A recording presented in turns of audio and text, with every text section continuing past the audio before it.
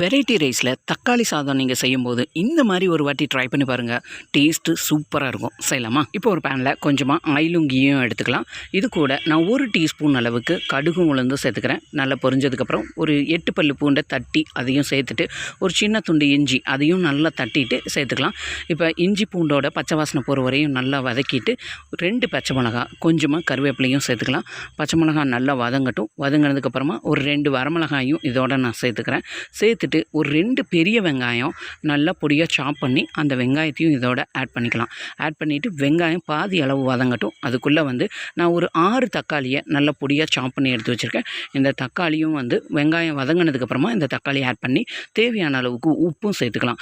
தக்காளி நல்லா சாஃப்டாக வெந்து வரணும். இந்த அளவுக்கு நல்லா சாஃப்டாக வெந்ததுக்கப்புறமா ஒரு 1/4 டீஸ்பூன் அளவுக்கு மஞ்சள் தூள், 1 டீஸ்பூன் அளவுக்கு காஷ்மீரி மிளகாத்தூள், ஒரு 1/2 டீஸ்பூன் அளவுக்கு கரம் மசாலா இதையும் சேர்த்துட்டு மசாலாவோட பச்சை வாசனை போகிற வரைக்கும் ஒரு 10 செகண்ட் வதக்கிட்டு ஒரு 1/4 கப் அளவுக்கு தண்ணி சேர்த்துக்கலாம். தண்ணி சேர்த்துட்டு இந்த மசாலாவை நல்லா மிக்ஸ் பண்ணி வெந்து நல்லா எண்ணெய் பிரிஞ்சு வரணும்.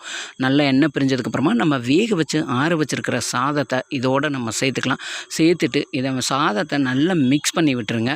நல்லா மசாலாவோட நல்லா கோட்டாகிற மாதிரி நல்லா மிக்ஸ் பண்ணி விட்டுட்டு கடைசியாக கொஞ்சமாக மல்லி இலையும் தூவி நல்லா மிக்ஸ் பண்ணி விட்டுட்டு 5 நிமிஷம் அடுப்பை சிம்மிலேயே வச்சுட்டு நல்லா சாதம் நல்லா சூடானதுக்கப்புறம் ஸ்டவ் ஆஃப் பண்ணிடுங்க.